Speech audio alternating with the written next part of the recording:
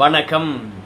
என்ன செய்தியை பார்க்க போறோம்னு கேட்டீங்கன்னா, விசிகாவை ஒட்டுமொத்தமாக காலி செய்த திமுக, அத்தனை தொகுதிகளிலும் அதிமுக அபார வெற்றி. என்னப்பா சொல்ற? நீ சொல்றதை வச்சு பார்க்கும்பொழுது விசிகா ஒரு தொகுதியில் கூட ஜெயிக்காது, அந்த தொகுதி அத்தனையும் அதிமுக தான் வெற்றி பெற போகுதுன்னு எப்படி நீ சொல்ற அப்படின்னு கேட்பீங்க. நான் அடிச்சே சொல்றேன். இன்னைக்கு ஊடகத்தில் விசிகா தொடர்பாக விவாதம் நடந்தது, நீங்க பார்த்துருக்கீங்களா? விசிகா தலைவர்களுக்கும் நிர்வாகிக்கும் இடையில் இருக்கக்கூடிய மோதலை பற்றி படம் போட்டு காட்டினாங்களே, நீங்கள் பார்க்கலையா?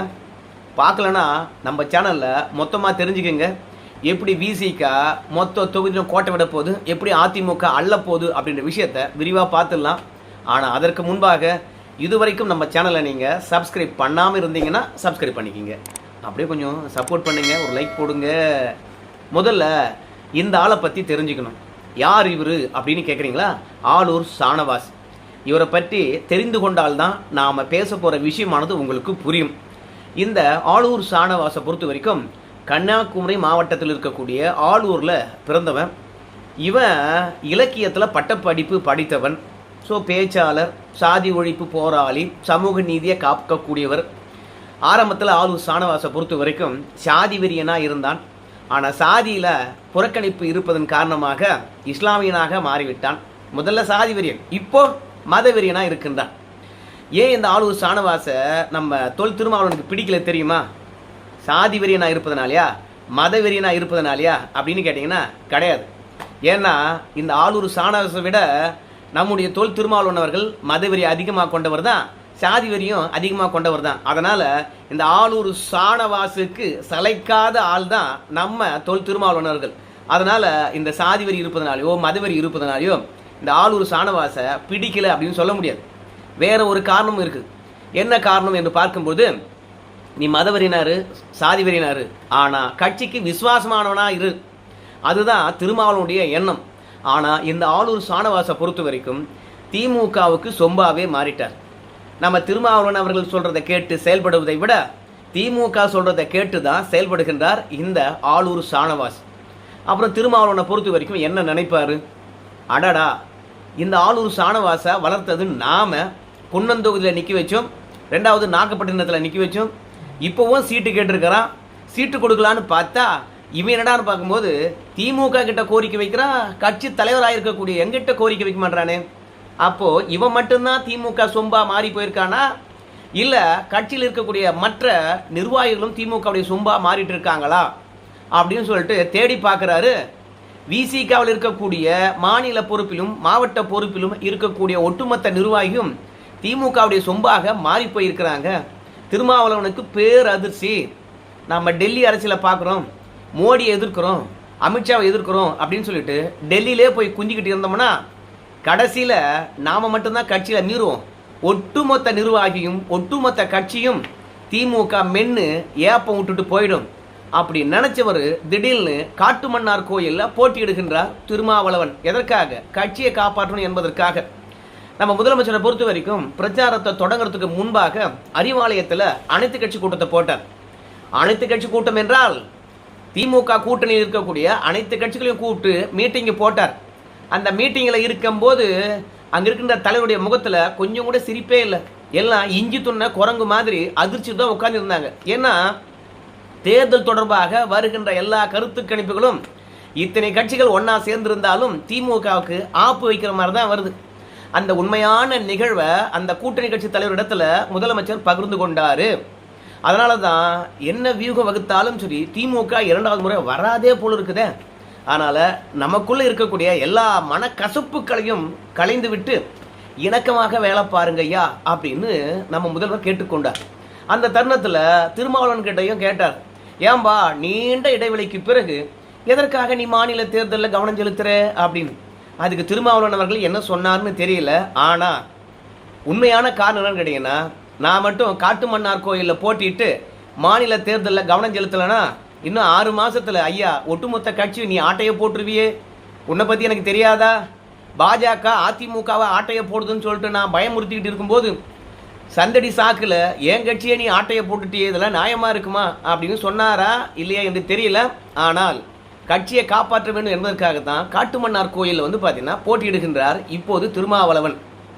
ஸோ அதுக்கும் ஆலூர் ஷானவாஸுக்கும் என்ன பிரச்சனை அப்படின்னு சொல்லும்போது, ஆலூர் ஷானவாஸுக்கு இந்த முறை சீட்டு கிடையாது. ஏன் சீட்டு கிடையாது அப்படின்னு சொல்கின்ற போது, கட்சியில் களை எடுக்க வேண்டும் என்று திருமாவளவன் அவர்கள் நினைக்கின்றார். முதல்ல அதிகாரத்தை பறிக்கணும், இரண்டாவது கட்சி விட்டே நீக்கணும். இப்படி இருந்தால் தான் மீண்டும் விசிக புத்துயிர் பெறும், புதிய நிர்வாகிகள் வரணும். அதனால் முழு திமுக சொம்பா மாறி இருக்கிறவங்களுக்கெல்லாம் எம்எல்ஏ சீட்டை மறுத்துட்டார். சென்ற முறை வெற்றி பெற்ற 4 பேருக்கு சீட்டு கிடையாது. ஆனால் இந்த ஆலூர் ஷானவாஸுக்கும் சீட்டு கிடையாது. ஸோ ஆலூர் ஷானவாஸுக்கு சீட்டு கிடையாது என்று சொன்ன பிறகு ஆலூர் ஷானவாஸ் தன்னுடைய சமூக வலைதளத்தில் ஒரு பதிவை போடுறார். என்ன பதிவை போடுறாருன்னு பார்க்கும்பொழுது, நான் இஸ்லாமியனாக இருப்பதன் காரணமாகத்தான் நான் விசிகாவால் புறக்கணிக்கப்படுகின்றேன் அப்படின்னு சொல்கிறார். எம்எல்ஏவாக இருக்கிற வரைக்கும் விசிகா இனிச்சுது அந்த கட்சி. விசிகாவில் இருக்கிறவங்க பார்த்தீங்கன்னா ஆலூர் ஷானவாஸை அரவணைச்சிக்கிட்டாங்க. அப்போதெல்லாம் ஆலூர் ஷானவாஸை பார்த்தீங்கன்னா இஸ்லாமியராக பார்க்கல, தலிதா பார்த்தாங்க போல இருக்குது. ஆனால் சீட்டு கிடைக்கல என்று சொன்ன பிறகு ஆலூர் ஷானவாஸ் இஸ்லாமியர் என்ற போர்வினால் தான் விசிகாவே என்னை புறக்கணிக்கிறது அப்படின்னு சொல்லிட்டு விசிகா மீது அபாண்ட பழியை போட்டார். ஸோ இணையதளத்தில் விவாதம் கிளப்பிச்சு. என்னையா ஆலூர் ஷானவாஸுக்கே சீட்டு இல்லையா? இந்த விசிகா கட்சி வளர்கிறதுக்கு ஆலூர் ஷானவாஸும் ஒரு காரணமாக இருந்தார். அந்த ஆள் சமூக ஆர்வலராக இருந்தார், சாதி ஒழிப்பு போராளியாக இருந்தார், மத நல்லிணக்கத்தை பேணக்கூடியவராக இருக்கின்றார், ஆணவ படுகொலைக்கு முதலாளாக கண்டிக்கக்கூடியவராக இருக்கின்றார். ஸோ சாதி ஒழிப்பு போராட்டத்தில் முன்னணியில் இருக்கின்றார், கலப்பு திருமணங்களை நடத்தி வைத்திருக்கின்றார். ஸோ இப்படி தலித்து மக்களுக்கு ஆதரவாக இருக்கக்கூடிய ஒரு இஸ்லாமியரை எங்கேயாவது பார்க்க முடியுமா? ஆனால் ஆலூர் ஷானவாஸ் இருந்தார். அதிகமாக மீடியாக்களில் பேசக்கூடியவராக இருக்கின்றார். விசிகாவுடைய கொள்கையை அடுத்த கட்டத்துக்கு கொண்டு போய் இருக்கின்றார். ஸோ திருமாவளவன் அவர்களால் கட்சி வளர்ந்த மாதிரியே ஆலூர் ஷானவாஸாலும் கட்சி வளர்ந்தது. அப்படி இருக்கும் பொழுது ஆலூர் ஷானவாஸுக்கே சீட் இல்லையா? அப்போது தனக்கு போட்டியாக ஆலூர் ஷானவாஸ் விட்டார் என்ற காரணத்தினால தானே திருமாவளவன் அவர்கள் ஆலூர் ஷானவாஸுக்கு சீட்டு கொடுக்கல அப்படிலாம் விவாத பொருளை கிளப்பினாங்க. அதுலேயும் இஸ்லாமியனாக இருக்கின்ற காரணத்தினால தான் எனக்கு சீட் இல்லை அப்படின்னு சொன்னதுனால இஸ்லாமியர்களுக்கு எதிராக திருமாவளவன் இருக்கின்றாரோ, மீண்டும் கிறிஸ்துவத்தை தழுவிட்டாரோ அப்படின்ற எண்ணமெல்லாம் இஸ்லாமியர்களுக்கு எழுந்தது. உடனடியாக திருமாவளவனை பொறுத்த வரைக்கும் இதற்கு விளக்கம் அளித்திருக்கின்றார். என்ன விளக்கம் அளித்திருக்கின்றார் என்று பார்க்கும்பொழுது, ஐயா ஆலூர் ஷானவாஸுக்கு எதிராக நான் முடிவெடுக்கலை. நான் முதலமைச்சர்கிட்ட சில தொகுதிகளை கேட்டேன். ஆலூர் ஷானவாஸ் அவர்களை பொறுத்த வரைக்கும் ஏற்கனவே நின்று வெற்றி பெற்ற நாகப்பட்டினத்தில் மீண்டும் நிற்க வேணாம் என்று நினைக்கிறார். அதை நாம் கேட்டு தெரிந்து கொண்டோம். அதனால் அவருக்காக ராயபுரத்தை கேட்டோம். ஆனால் ஆலூர் ஷானவாஸை பொறுத்த வரைக்கும் ராயபுரம் வேணான்னு சொல்லி போட்டாரு. சரி, ராயபுரம் வேணான்னு சொல்கிறாரு, பல்லாவரம் தொகுதியை கொடுங்க அப்படின்னு கேட்டோம். அதுக்கு திமுக பொறுத்த வரைக்கும் பன்ருட்டியை தரோம் அப்படின்னு சொன்னாங்க. நான் ஆலூர் ஷானவாஸை நிற்க வைக்க போகிறேங்க, அதுக்கு பன்ருட்டி எப்படிங்க செட் ஆகும் அப்படின்னு சொல்லிட்டு கேட்டோம். அதுக்கப்புறம் தொகுதி உடன்பாடே ஏற்படலை, இழுத்துக்கிட்டே இருந்தது. முதலமைச்சரை பொறுத்த வரைக்கும் கூட்டணி கட்சிகள் வேட்பாளரை தேர்ந்தெடுக்கின்றார்களோ இல்லையோ, ரெண்டாவது தொகுதி உடன்பாடு ஏற்படுகிறதோ இல்லையோ, ஆனால் நான் நாளைக்கு திமுக வேட்பாளர் பட்டியலை அறிவிக்க போகிறேன், திமுக எத்தனை இடங்களில் நிற்க போகுது என்ற விஷயத்தை சொல்ல போகிறேன். அதனால் வாங்கினா தொகுதி வாங்கிக்கிட்டோம், இல்லைனா போட்டோம் அப்படின்னு திமுக நிர்பந்தம் பண்ணதுனால எங்களுக்கு பன்ருட்டி வேண்டாம் என்று சொன்னோம். திடீர்னு கள்ளக்குறிச்சியை கொடுத்தாங்க. சரி, போனால் போது கள்ளக்குறிச்சியை வாங்கிட்டோம். சரி, அதற்கு பிறகு ஆலூர் ஷானவாஸை நிற்க வைக்கலாமா அப்படின்னு பார்க்கும்பொழுது திடீர்னு நம்முடைய அப்துல் ரஹ்மான் கூட நிற்கிறாரு.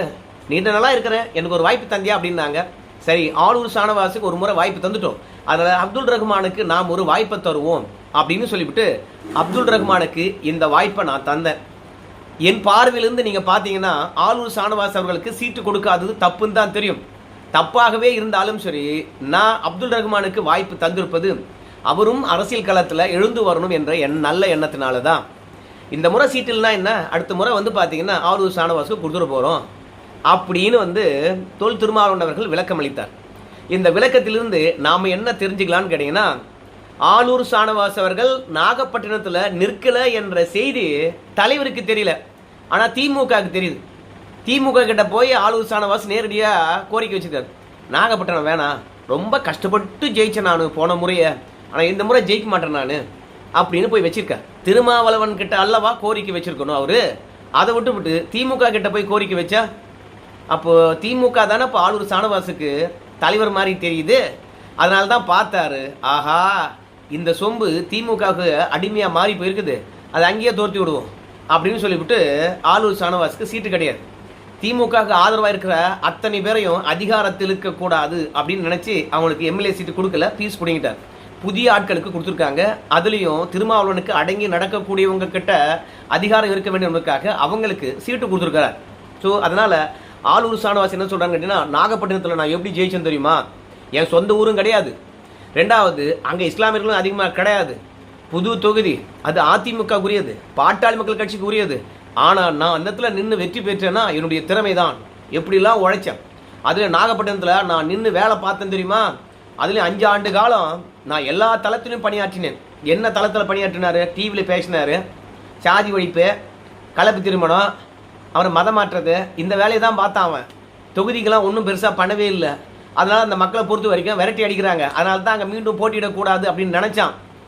ஆனால் அந்த தொகுதி மக்கள் சொன்னாங்களாம், ஆலூர் ஷானவாசு நீ எங்களுக்காக பட்ட பாடு கொஞ்சம் நெஞ்சுமா சாமி அப்படின்னு இவனை போற்றி புகழனாங்களாம். இந்த ஆலூர் ஷானவாசை கண்ணியமாக வேலை பார்த்தப்பா, திறமையாக வேலை பார்த்தப்பா, நாகப்பட்டினத்தை முன்னேற்றி இருக்கிறப்பா, கடைசி நேரத்தில் கூட நியோ டைட்டில் பூங்கா நாகப்பட்டினம் வரத்துக்காக ரொம்ப மெனக்கிட்டாராம் இவர். இப்படியெல்லாம் முட்டு கொடுக்குறாரு. இவ்வளோ வேலை பார்த்தவன் அங்கேயே போட்டுட்டு இருக்கலாமில்ல.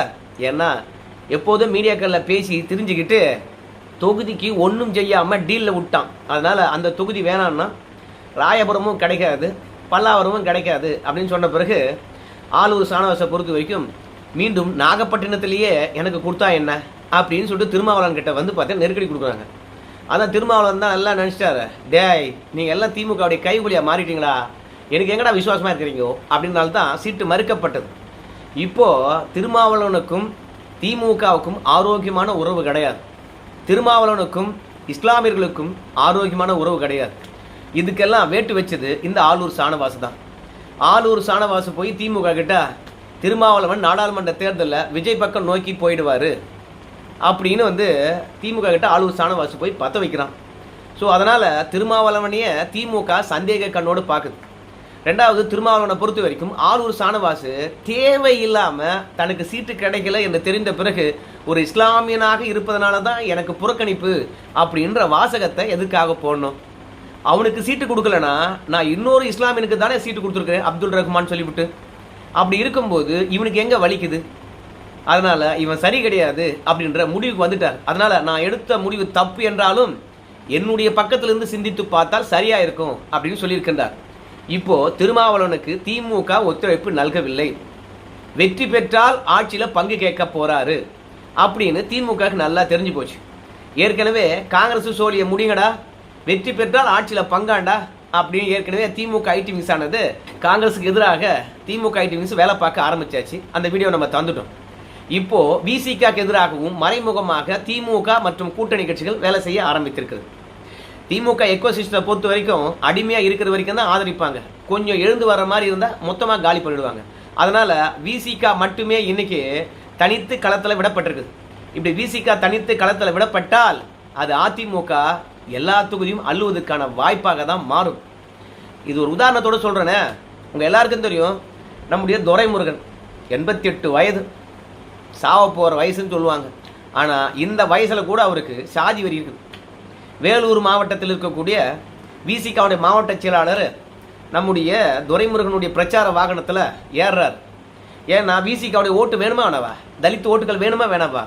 ஆனால் துரைமுருகன் பக்கத்தில் போய் நின்றுட்டாராம். உடனடியாக நீ யார் ராணி, ஏன்டா என் பக்கத்தில் வந்து நிற்கிற, அடப்படா எட்டப்படா அப்படின்னு சொல்லிட்டு விரட்டி அடிக்கிறாரு. அப்போது விசிகாவுடைய மாவட்ட செயலாளர் சொல்கிறாரு, அந்த பக்கங்கிறவன்லாம் என்னோட பிச்சைக்காரன் மாதிரி இருக்கிறான், அவனெல்லாம் கட்டி பிடிச்சி கிடக்கிற, நான் எப்படி டிப்டாப்பாக இருக்கிறேன், என்னை போய் கீ இறங்கி போக சொல்கிற அப்படின்னு கேட்டாங்களாம். அதுக்கு துரைமுருகன் திரும்பி பார்த்து, நீ அவனை ஒன்றா அப்படின்னு கேட்டு விரட்டி அடிக்கிறார். ஏன்னா அந்த பக்கங்கிறவன் அவருடைய ஜாதிக்காரன், இந்த பக்கம் இருக்கிறவன் தலித்து.